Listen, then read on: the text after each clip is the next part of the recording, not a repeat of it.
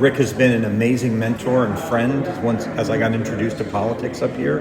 His commitment and his service is extraordinary, and I hope he can serve for another 50 years. Good morning, Flagler County. I'm Peter Killeen. You're listening to Flagler's Morning News. Congressman Randy Fine was at a celebration yesterday marking Sheriff Rick Staley's 50 years of service. Liz Ryan reports. He was one of many singing Sheriff Rick Staley's praises at a celebration yesterday marking his 50 years in law enforcement. And there couldn't have been a more fitting venue. Festivities took place at the newly renamed Staley Law Enforcement Center, formerly the Sheriff's Operations Center. It was renamed in his honor. I'm honored to be here today, and I think it's really exciting. This building's going to get named after him. David Williams is a newly retired reserve deputy who worked for the department for 23 years. He says it flourished under Sheriff Staley's leadership. Sheriff Staley has really brought this agency out of the dark ages into the modern ages with the way the deputies are perceived from the community, the treatment of the deputies, the pay of the deputies, the equipment, and the technology that we have to be able to solve crimes and even thwart some before they happen with some of the license plate readers and other technology that the sheriff has brought here to Flagler. Williams said Sheriff Staley is quick to act and well-connected, and he gave an example. We had a big case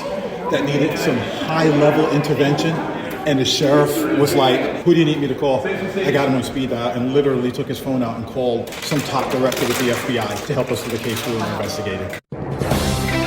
This event for us really validates Hammock Beach, validates who we are, what we are, and the community that we have. We couldn't be more excited. I wish this thing was starting tomorrow, actually. Liz Ryan tells us what Brad Howard, general manager of Hammock Beach Golf Resort and Spa, wishes was starting tomorrow. Well, it won't start tomorrow. October 5th, 2026 is the big day, one of the premier events on the PGA Tour Champions schedule. The Constellation Furyk and Friends Golf Tournament comes to the Hammock Beach Golf Resort and Spa in Palm Coast. At a press conference, Howard made it clear he couldn't be happier. The players are going to love it here. They're going to love the resort. It's a one-stop shop. Once you're here, you don't have to leave the property. We have beautiful accommodations, restaurants, pools, the beach access, the spa and the fitness. I could go on and on. And all those amenities are terrific. But in this case, it's the golf course that matters most. Our conservatory golf course, the Tom Watson signature design, for anyone that wants to buzz away for a quick round, is there and available.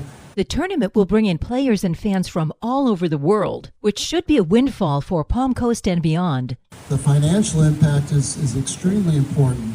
But Howard says what's even more important is that charities benefit from the tournament. Building community on the course for charity. That's the mission. Since it launched in 2021, the tournament has raised over $5 million for North Florida charities. To find out more and to get tickets, go to constellationfurykandfriends.com. From the WNZF Newsroom, I'm Liz Ryan.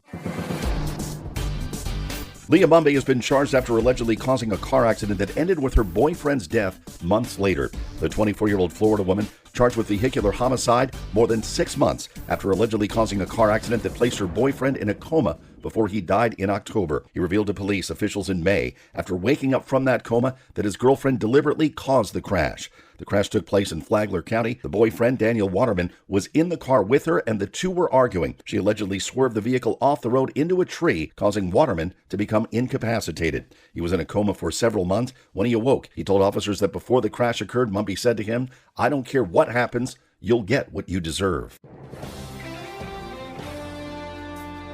This local news is a service of your hometown Toyota dealer. Beaver Toyota, US 1 St. Augustine, here to wow you. As a Veranda Bay development on the outskirts of Flagler Beach nears another attempt at annexation into the city, county government throwing two new contradictory wrinkles into the mix, a new legal obstacle to annexation, and a pitch to acquire over 200 floodplain acres from the developer. How raising that legal issue against the developer could win support for a land sale is not clear. A year ago, the annexation of the 900-acre Veranda Bay development onto Flagler Beach appeared close to ratification when it was derailed by the threat of a lawsuit. City of Palm Coast's annual Hall of Terror event, organized by the Palm Coast Fire Department, drew more than 5,000 attendees during its 2-day run. This set a new attendance record for the event. The haunted house-style attraction has increased in popularity each year. In 2025, the Hall of Terror featured a theme based on Friday the 13th franchise.